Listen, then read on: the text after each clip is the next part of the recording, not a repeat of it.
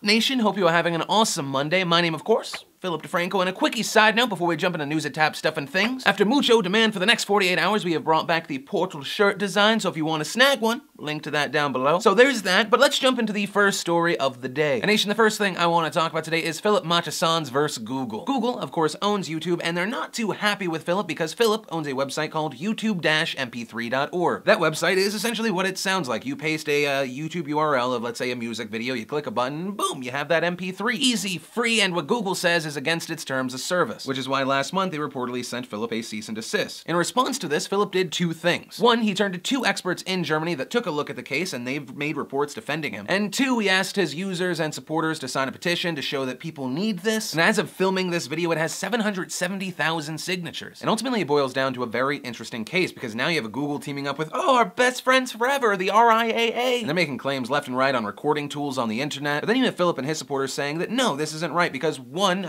we can't go against YouTube's terms of service because we're not using YouTube's API. My website uses a whole other thing, so you can't touch me. And two, for decades, people have been allowed to make a private copy of a public broadcast, arguing that there is no difference between what he does and if someone popped in a cassette tape and recorded something on the radio. But I mean, if we're being honest, this guy's website is not the only website out there that does this or rips YouTube videos, or there are plugins for every browser that allow this to happen. And really what's interesting here is, Google putting their foot down. Is that going to mean anything? Because when people try and stop people from using things that they use, it doesn't really work, and I feel like no one's learned that. Take, for example, the UK banning Pirate Bay. A bunch of the ISPs came out today and were like, it didn't work, didn't stop file sharing. The UK High Court and BPI were like, yeah, you see in the first month, they had 11% drop. But then after like a month, the numbers went back up because people would not be stopped. But ultimately, nation, we've talked about these stories, but question to you, are you in favor of things like Pirate Bay or YouTube MP3, or are you against them? You get why people are trying to stop them, or you're for it? Let me know in the comments down below, and let me know why. Nation, next up, let's talk about sexy time news. Comic-Con was, of course, over the weekend, so cosplayers were on parade, and oh, it was a good time. I mean, granted, there was an Adrian Curry dressed up as Raptor Jesus peppered in there, but oh, there was so much good cosplay, and then funny cosplay, and then just a whole lot of sexy, and I would say my top two cosplayers, and this is my 100% biased opinion, and that is a tie between friend of the show Jessica NIGRI and SourceFed's own Meg Turney, because they are both legit smart, nerdy girls that made all of their own costumes, and they went there with like 4 each. With Meg, you had a this,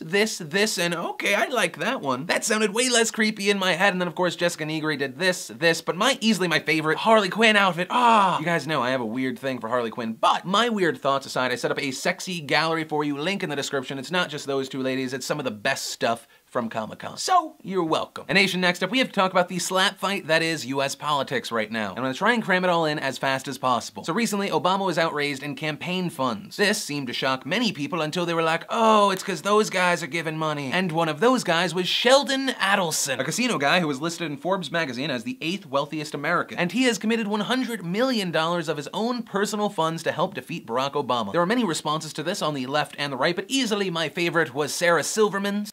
Sheldon, I have a proposal for you, and I'm serious. Look at me. If you give that $100 million to Obama instead of Romney, I won't have sex with you because we're not married and I'm a nice girl, but I will scissor you wearing a bikini bottom through to fruition. That means until you And while that is funny, it also does terrify me that there is so much money at play here. And even scarier when you think of how that money does affect an election. I know last year when I was sitting down with a few analysts, they were like, the only way Barack Obama wins is if he raises $1 billion.